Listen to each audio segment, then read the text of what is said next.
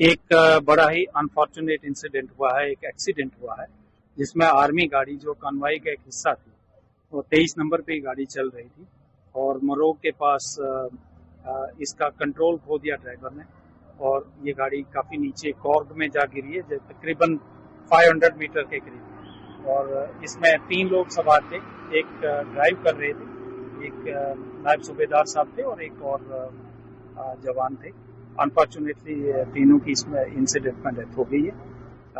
जैसे इंसिडेंट हुआ है तो हमारी पुलिस की टीम, हमारी क्यूआरटी, आर्मी की टीम, सीआरपीएफ सभी लोग मौके पे आके ये कार्रवाई कर रहे हैं। इसकी अभी डेड बॉडीज को हम निकाल के ऊपर लाने की कोशिश कर रहे हैं। प्रिलिमिनरी रिपोर्ट हमारे सामने जो है, हमने जो मौके ऊपर सर्च किया तो वहां हमें एक टूटा नट बोल्ट मिला है जो प्रोबेबली स्टीयरिंग का हो सकता है।